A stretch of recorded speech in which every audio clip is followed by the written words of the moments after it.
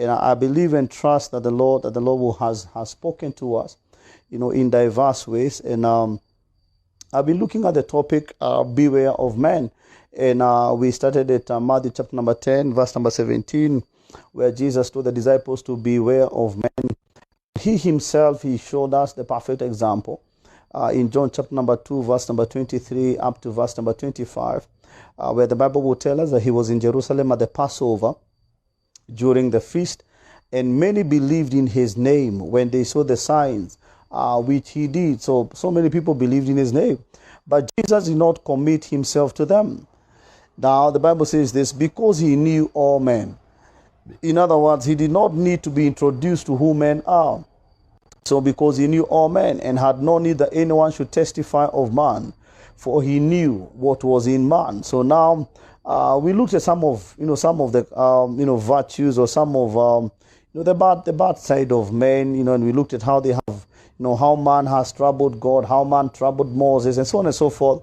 And we said that men, definitely men are selfish by nature. They really want for themselves first before they can incorporate other people. Then we say that men are also unable to stick for the long haul. They melt at some point. They will leave you. They will turn their backs. They will turn their backs against you. Then we say that men forget so easily. It doesn't matter how much you do for them. Men forget ever so easily. And we looked at Exodus 32, verse number 7, where they created a golden calf and they started worshiping it, and they forgot so quickly the God that had delivered them from the land of Egypt. Then we said men have no lasting attachment. Men have no lasting attachment. The earlier you know this, the earlier you will be able to live your life soberly, without expecting so much from men. I would really say don't have a lot of expectation, as far as men are concerned, because the higher your expectation, the higher, it becomes that you will be disappointed. So deal with men according to the measure of who they are, and deal with men with a lot of discernment. I say this, that when God wants to bless a man, he uses another man. I also say that when the devil wants to trouble a man, he uses another man. So by the grace of God, given unto our lives, we look at, we also say that men forget easily. Numbers chapter number 11, verse number 1, people kept on complaining. So, men forget easily, and so on and so forth. So we've looked at that so much. We've also said that men are ungrateful. It doesn't matter how much you do for them. When they are able to stand on their own feet, they will move on, and they will move on. It's as if you never had any impact in their lives. Now let me look at another side of this. When we say beware of men, so I've told you, all these, misgivings as far as men are concerned. So someone would ask, Pastor, so how do I deal with men? If they are ungrateful, if they are all this that you have said, so how should I deal with them? Now, I'll try and look at maybe like 7, I'll give you like 7 points tonight. And I will concentrate myself, in the book of Proverbs. In the book of Proverbs, that becomes, where I concentrate my teaching tonight. And I'll not just jump so many verses. I'll use chapter number 17, chapter number 18, and chapter number 27. Those are the chapters that I will use. Chapter number 17, chapter number 18, and chapter number 27. And that becomes now the concentration of, our teaching tonight. And it's always good for me to say that I really appreciate, Leah, to see you this evening.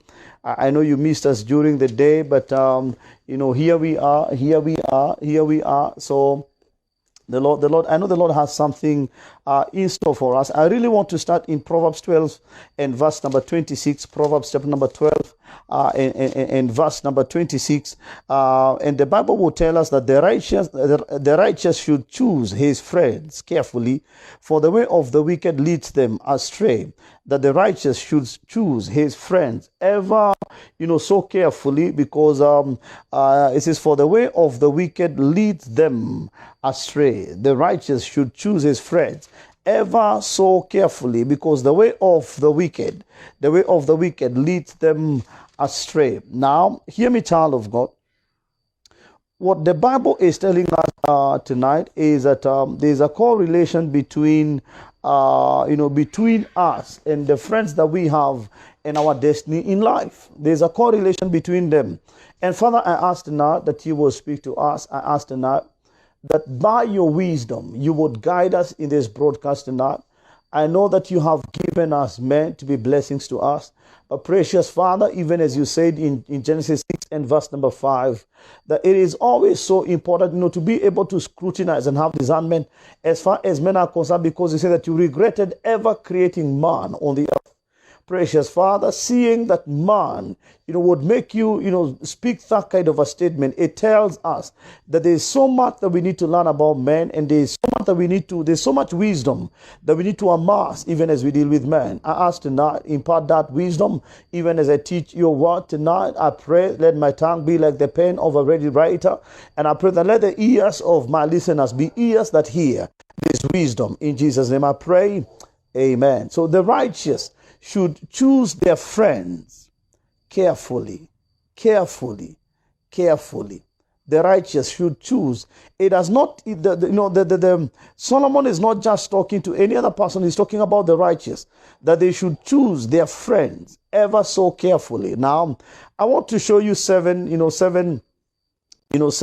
virtues. Seven virtues that you can use, even as, or seven dimensions of wisdom that you can use, even as you deal with men, so that you can be able to reap, the best out of men and the most out of men, and out of the relationships that you have. This, be it business relationships, be it, relationships that ends in marriage, and so on and so forth, be it family relationships. Now, I want to give you 7 tenets or 7 keys.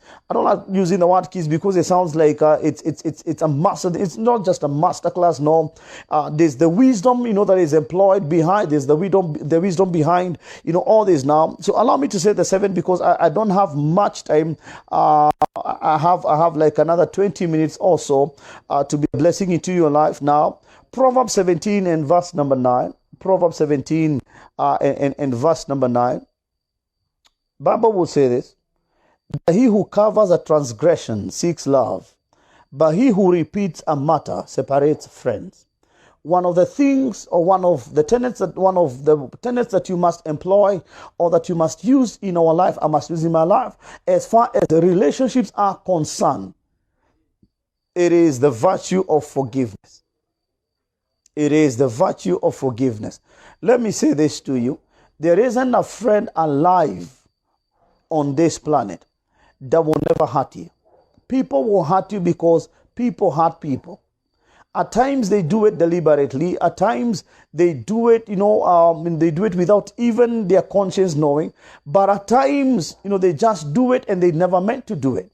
So along the way, a man will hurt a man. A man will hurt you. So the wise man tells us in Proverbs 17, verse number 9, that he who covers a transgression, he who forgives a transgression, he who forgives an offense seeks love. I will be able to know how much you're pursuing love by how readily you are to forgive offenses, to forgive, transgressions, to forgive, sins that are done against you, to forgive errors and mistakes that are done against you. So he says that he who covers a transgression seeks love, but he who repeats a matter separates friends. Have you ever had friends who keep on reminding you bad things that you did to them? Who keep on reminding you how you took advantage of them. And this is 15 years ago for God's sake, as in they don't want to cover the transgression. They want to keep on repeating a matter. And this happens even mainly in marriages. And ask any married person, they will tell you, at times either a husband or the wife will be reminding the wife something that the wife did, something she didn't do so many years ago, and it becomes a chorus in that marriage, and the more it keeps on being, repeated, that chorus of what you did, the Bible tells us that he who repeats a matter separates friends. So a husband and a wife, if your wife did something, come on, forgive her. She's only human. And we have said that human beings make mistakes.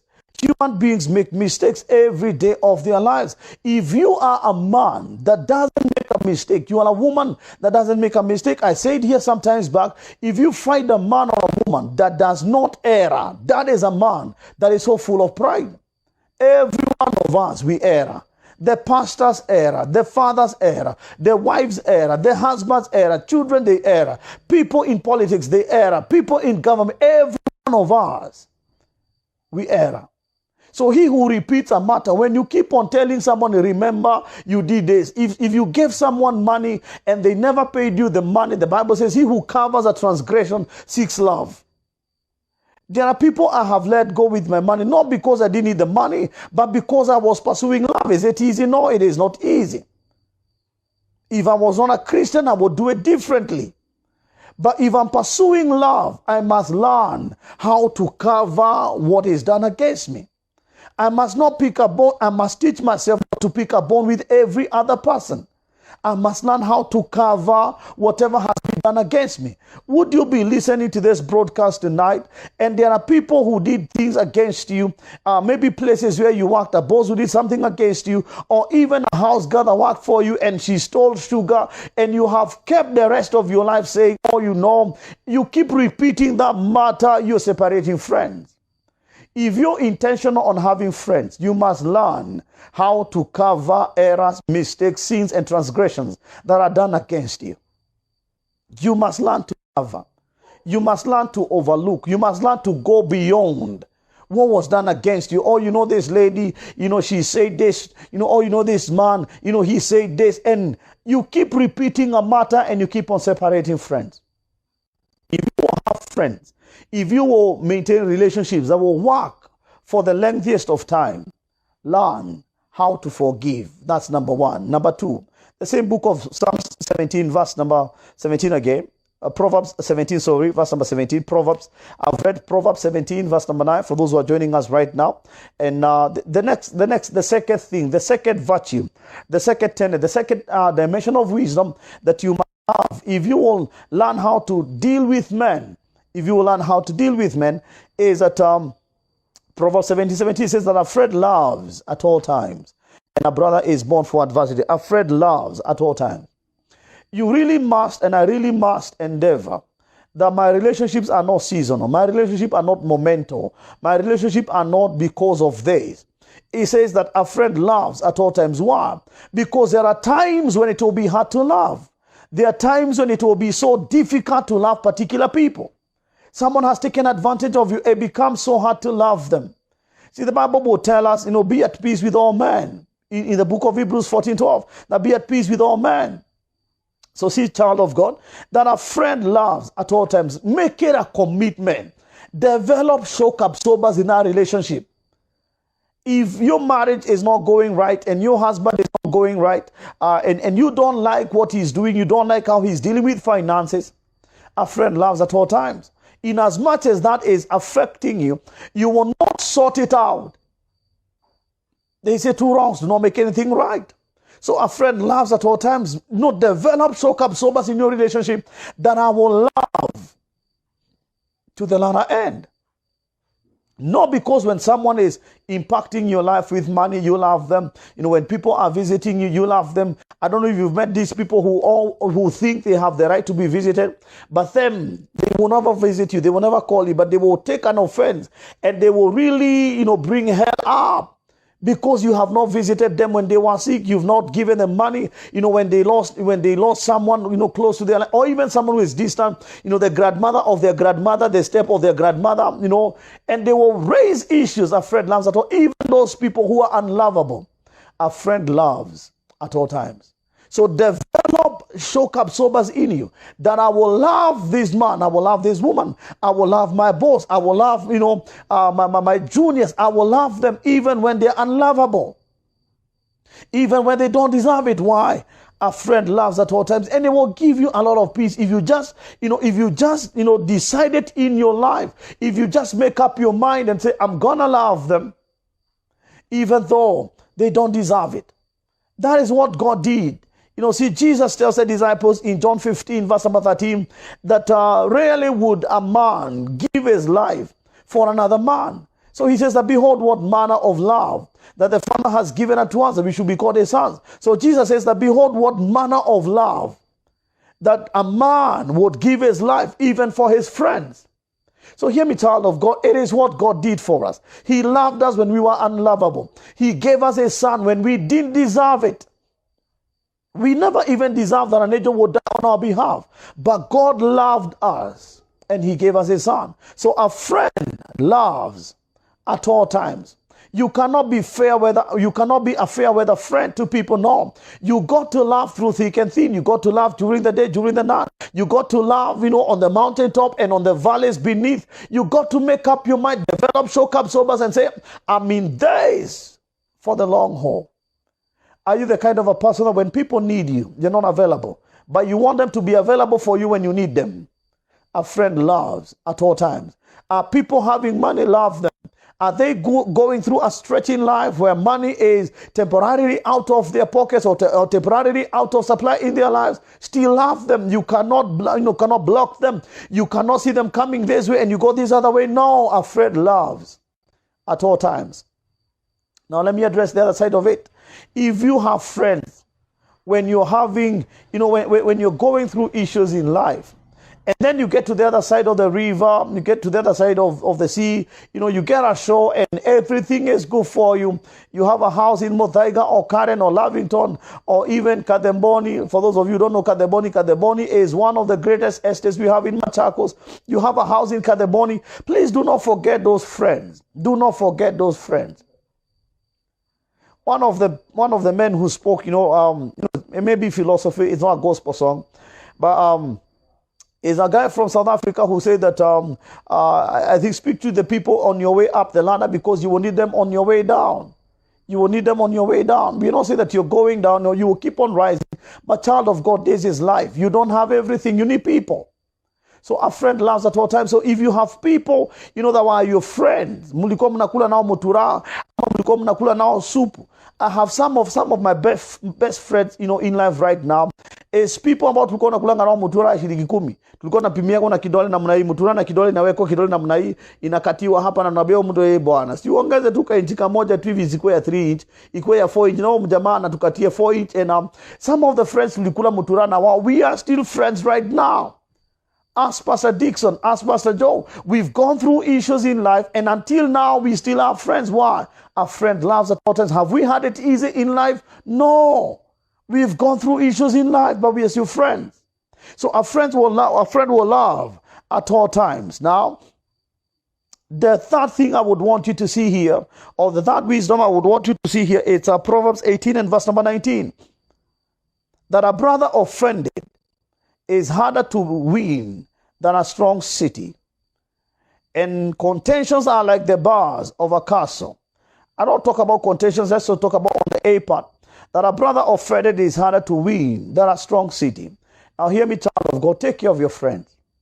Take care of your friends. See, the Bible told us in Proverbs 12:26 that the righteous should choose his friends carefully. In other words, the third thing is as you must take care of your friends.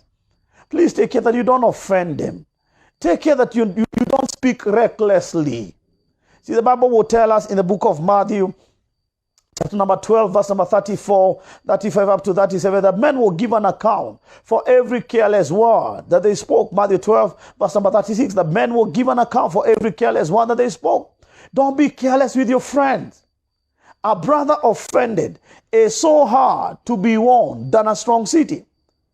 As in, service your friendships, service your relationships. Call people. As in, be careful how you speak about them. Be careful how you describe, even how they've dressed. Usiangalie mtu na mwambie bwana, kwani leo uliacha akili kwa mfuko ukivaa? No, come on. A brother offended is so hard to be won than a strong city. So mind your relationships, mind your friendships. We've been teaching on beware of men. On the other end, we say that we are learning this so that we can become better friends. We can become better saints because you look at it right now, saints are fighting saints, preachers are fighting preachers, And when you look at it, you realize that, we are developing a lot of offense. A lot of offense. Now, let me say this. Now, there are some people that, that will never, that you should really expect help from. Just a few of them. And they say that your close friends, most of them will be competing with you. Your close friends, most of them, they really do not value. As you rise, they don't value that you've risen. I have people who still call me Turuga, as in they have never seen I became, that I'm a pastor, I'm a man of God. And for what it is worth. And the Bible says, give honor to whom honor is due. And every time we meet, they want to remind me of when we were in high school, when we were in primary school, but they don't want to see the man of God I have become. And they want to joke, and some of them will even go to the extent, like when we go to the village, they would want you to buy them some cigarettes or some, anakuambia sijatoa lock, nisaidie na 20 nitoe lock. As in, some of our close friends will never see the value, and they will never understand when the transition has taken place in our lives. The second kind of people that will raise an offense is people who are doing the same thing with you. A friend of mine wrote these things, and I thought it's good for me to quickly just, people who are doing the same thing with you will be competing with you. Then there are those who are under you, people that are, your juniors. Most of them will always be carrying an offense, will always be picking an offense. They are your juniors, so most of the time they think, you're not doing it as it should be done, and they are always looking at it like, when I sit where you're seated. So most of the time they're not looking up to you, they are looking to pull you down. Your juniors. The other people is, they say people who met your enemies before you met them. Because whatever they are told about you, even if you try to erase it or delete it for the next 100 years, whatever they were told about you, the perspective they have of you, they will carry it for the longest of time. The fifth people that are easy to pick an offense with you is people who expected you to be under them, but you are above them. They already have an offense because they feel you never, hauku unaelewa mahesabu kama wao. Hauku hata kizungu hauongeagi kizungu vizuri. Uanga una shirab, hata jina shirab uitagi shirab, unasemaga shirab. Unashirabigi mpaka jina shirab. So they expected you to be beneath them, but now you are, above them. They already have an offense. So cover transgressions, love at all times. Be careful of your friends. Don't offend them. Don't offend them. When people rise, appreciate them. Don't offend them. Now, the fourth wisdom is Proverbs 18, verse number 24. I said I'm only reading just a few chapters here. Proverbs 18, he says this, that a man who has friends must himself be friendly. A man that has friends must himself be friendly. Now, you must learn what it takes to be a friend. If you want people to be good to you, you must learn to be good to people. If you want people to give to you, you must learn how to give to give to people. If you want people to sacrifice to you, you must also learn how to sacrifice to people. If you want people to visit you, you must learn how to be friendly, learn how to visit people. If you want people to lift up their phones and to call you, teach yourself how to lift up your phone and call them. Luke chapter number 6, verse number 35. No, Luke chapter number 6, verse number 31. He says that what you would want, verse number 35, whatever you would want men to do unto you, do it also unto them. So a man who has friends must himself be friendly. Then he concludes, but there's a friend who sticketh closer than a brother. That you must learn to be friendly. Do you want people to be nice to you? Learn to be nice to people. Do you want people to give you jobs when you are in a position? Give people jobs. Do you want people to smile at you? First of all, be the first one to smile at them. So whatever you want from people, please plant it first. Because the Bible tells us in Galatians 6 verse number 7 that do not be deceived. God cannot be mocked. Whatever a man plants, he also harvests. He also reaps. So whatever you want to reap, plant it in advance. So if you want people to be nice, plant niceness. If you want people to smile at you, plant smiles. If you want people to give you money, I have seen it work in my life, give people money. If you want people to give you food, give other people food. Why? Luke chapter number 6, verse number 37 and 38, give, and it shall be given unto you. So understand, it starts with you. I know there are people who expect people to do everything for them. Hey, child of God, it starts with you. It starts with you. What is it you want to see in your life? It starts with you. Jesus says in Matthew 25 and verse number 40 that whatever you do for these little ones, you have done it for me. It always starts with us. Love your neighbor as you love yourself. It starts with us. So whatever you want to see from people, whatever you want to harvest from other people, you must have planted it yourself. Are you living a life where you are not harvesting anything from people? You're not harvesting love. You're not harvesting favors from people. You're not harvesting, genuine friendships. Please understand, you have planted the wrong seed. See, the Bible will tell us in Matthew chapter number 13, verse number 25, that when people slept, the enemy planted tares. Whatever you want to harvest, you must plant it yourself. You cannot sleep, you cannot slacken, you cannot be lazy. If I want people to call me, I call them. I may not call the particular person I want them to call me, no. Because Jesus tells us that when we do good to honor those who are friends, how much more have we done? So if I want Pastor Joe to call me, I will call someone else. I have that in me. I have that in me. So I'm teaching on the wisdom, wisdom that guarantees the relationships. I have said, one, that you must learn to forgive people. Two, I have said that you must learn to love at all times, even when people are unlovable. Even when they have done weirdly and wickedly against you, you must learn and you must be prepared to love them for the long haul. Number three, I have said that you must really take care of your friends. Don't offend them. Don't offend them. That's Proverbs 18, verse number 19. Now, the fourth one, I have three to go. The fourth one, I have said that you must learn to be a friend. Proverbs 18, verse number 24. That a man that has friends must himself be friendly. So I have said, it starts with you. It starts with me. Child of God, I know you sacrificed to follow this broadcast. And for this one riot tonight, I know you have sacrificed your bundles and your time to listen to me this evening. I have also sacrificed. I've had a very, involving day. We were preparing food and also giving food to the pastors and so on and so forth. So I've had a very involving day. So I'm sacrificing to teach to you this evening because I also know you're sacrificing to listen. So the Bible will tell us in Luke 6, verse number 35, whatever you'd want people to do unto you, also do it for them. It starts with you. Now, wisdom number 5. Wisdom key number 5. It says that faithful are the wounds of a friend, but the kisses of an enemy are deceitful. Now, the fifth wisdom that we must employ in our relationships, be genuine. Be genuine. Even when it hurts, be genuine. It says this, in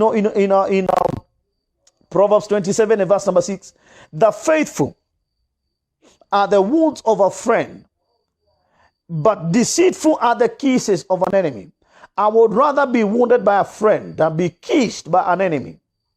No matter how sweet the kisses are, but I would rather the pain of the genuineness of a friend than the hypocrisy, the kisses of an enemy. Hear me, child of God. You will not be my friend if you cannot tell me the truth. You will not be my friend if you cannot tell me, hey, man of God, A, B, C, D, X, Y, Z. So faithful are the wounds of a friend. So we said wisdom number 5, be genuine in your relationships.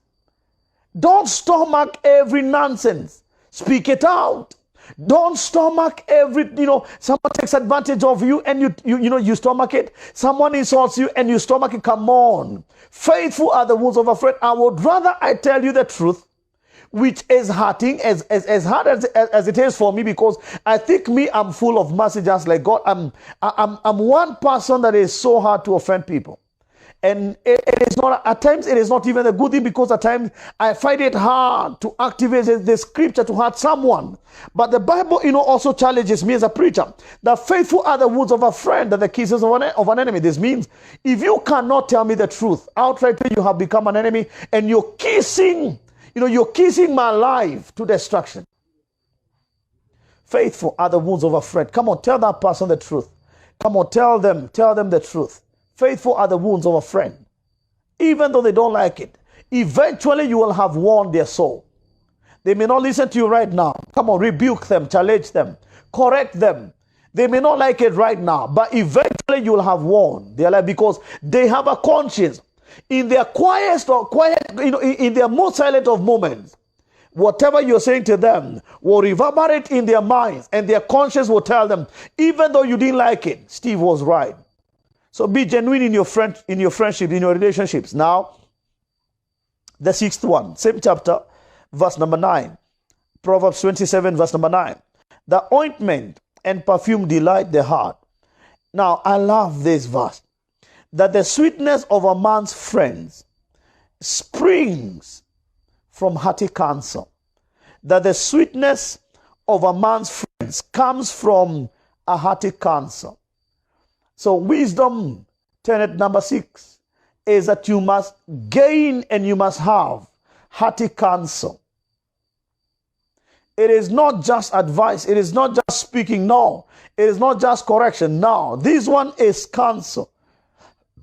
How many times do you sit with your friends and you exchange hearty counsel, business? How many times do you sit with your friends and speak business? How many times do you sit with your friends and we speak about marriage? How many times do we sit with my friends and we speak about ministry? How many times do we speak with our friends and we speak about desperation? As in, oh man, things are not as easy as I would have wanted them to be. How many times that the sweetness of a man's friend can only be measured by the hearty counsel that he gives? That's profound. Proverbs 27, verse number 9. The ointment and perfume delight the heart, and the sweetness of a man's friend gives delight by hearty counsel. What is it you speak? What is it that you talk about? When you sit with your friends, what is it? What is the theme? What is the agenda of your conversation? Can it be called hearty counsel? Can I rely on you? Can I confide in you? Can I be going through a tough time and I just call you up? Can I be going through a hard time and I just ask myself, what would my friend do? What would my friend say in this scenario? That the sweetness of a man's friend comes from hearty counsel. I think I will carry that for me, I will carry that this evening. That the sweetness of my friends is not the money they give me. The sweetness of my friends is not even how much they praise me. The sweetness of my friends is not how consistent even they follow me on Facebook and whatever. It is the hearty counsel that they give. I ask if you have friends, please invest in them by giving hearty counsel. By giving hearty counsel. Now the last one. Same Proverbs 27 verse number 17, he says, that as iron sharpens iron, so a man sharpens the countenance of his friends. As iron sharpens iron, or as iron sharpens iron, so a man sharpens the countenance of his friend. Now the seventh wisdom is that make it a practice in your life that you will leave people better than you find them. Sharpen them. It doesn't make you blunt to sharpen another person. Now, I grew up in the village, and we would do this in the village that if one of the knives was blunt, you would take another knife and kuhagarania, I'm not so good in English. And you would rub, if I would use that word, you would rub one knife on top of the other, and the sharp knife would make the blunt or the dull knife sharper. But the sharp knife never became dull or duller. It never became more dull because of sharpening this other one. Hear me, child of God. You will not be less if you make me more. I will say that again. You will not be less if you make me more. I will not be less if I make you more. I have given you, 7 wise, keys that you can employ as you relate with men. Now, I will not be less in my revelations because I have given you 7 keys as you deal with men. We've been dealing with beware of men. Now, I'm not less. Hear me, child of God. You don't become less by making anyone more. No, you don't. I have not met anyone that became poor because of how much they gave to people. I have not met that one person. If you are poor today because you gave to people, please let me know so that we can petition God that he can pay you back. It is impossible. You cannot. The Bible tells us in Acts that the heart that giveth is always on top of the heart that receiveth. Wow. The blessed is the heart that giveth than the heart that receiveth.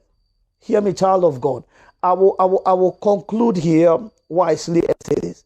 You don't become less by making people more. You don't become a fool by sharpening people into wisdom. You don't become stupid by making people more intelligent. A teacher in class, when she is releasing wisdom and intelligence upon the children, the teacher does not become less. In actual fact, the more you pour out, the better you become. Proverbs 11:25, that he who waters will himself be watered.